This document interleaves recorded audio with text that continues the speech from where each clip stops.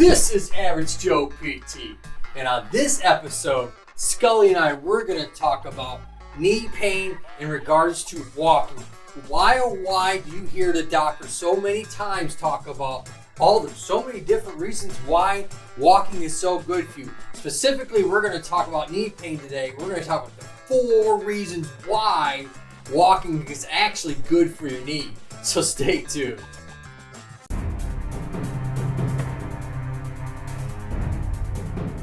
When we talk about knee pain and why walking is so good for it, the first thing that you want to think of is reducing joint pain.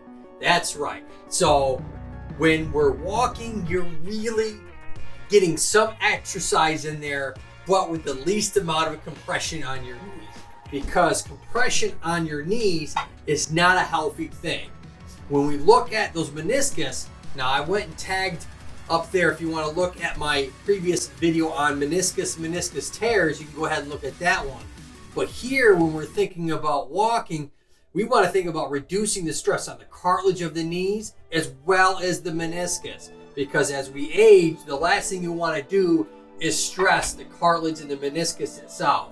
So that's really number one, reducing that stress on that knee joint, but still getting some exercise, and that's why walking is so important. Exercise and the reasons for number 2 why you want to walk instead of, let's say, doing lunges or doing squats. Now, those are all good exercises, but they're not really good if you weigh a lot and you want to reduce the stress on the knee while improving range of motion and reducing the knee pain in the first place. You don't want to do those types of exercises. Now, they're good if you want to work on and strengthening the thigh muscle to be able to do maybe a high level activity, like let's say jogging, fast walking, climbing, maybe weekend mountain climbing, or just exploring the woods in general. Strengthening those muscle groups is probably good for that. But for just walking and reducing that stress, you definitely want to stay away from those exercises. So number 3, when we weigh a lot, we definitely want to walk instead of stretching that joint with, like I was saying, exercising, running, jogging, lunging, squatting, all those high level impact exercises. You want to stay away from that if we're looking at wanting to reduce pain in the knee joint but still get exercise out of it. 1 pound for every 4 pounds you're overweight. What's that mean? That means for every 4 pounds of pressure you're putting on that knee, you have 1 extra pound of weight on you. So let's say your weight is supposed to be 180 pounds and you weigh 185 pounds. Well, you have to 5 times 4 is 20 pounds of extra pressure on those knee joints, the cartilage, the meniscus that we talk about. So that's very huge. If you want to work on reducing joint pain while walking, to reduce that weight that's probably causing a lot of the knee pain in the first place.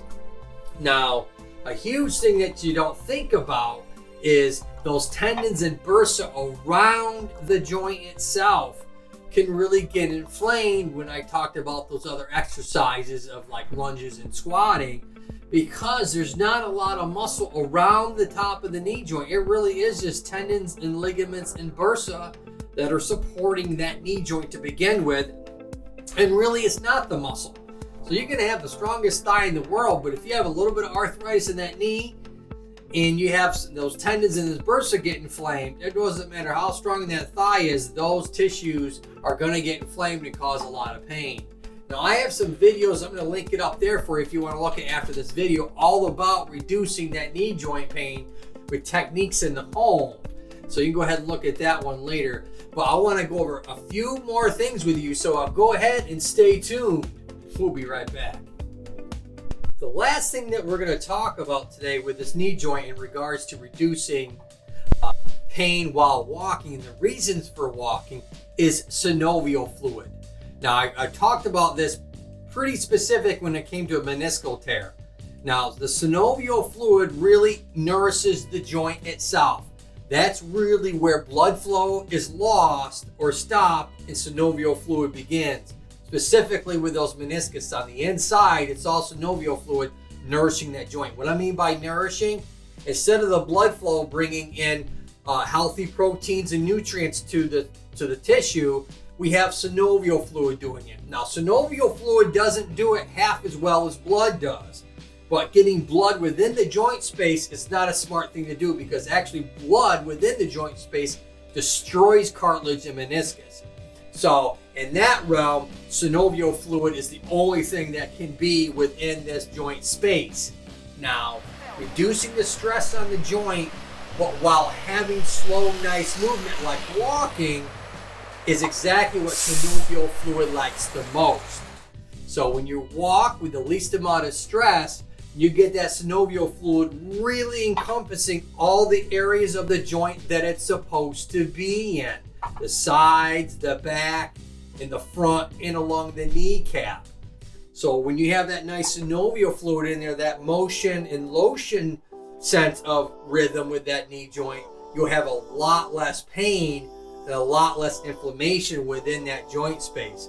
So less pain, more synovial fluid with walking is probably the best thing that you can do when you're just dealing with a little bit of joint pain in that knee space and really can't figure out where the heck is it coming from. The tendons, the muscles, the ligaments, the meniscus. So those are the 4 real things when it comes to reducing pain in that knee joint while walking.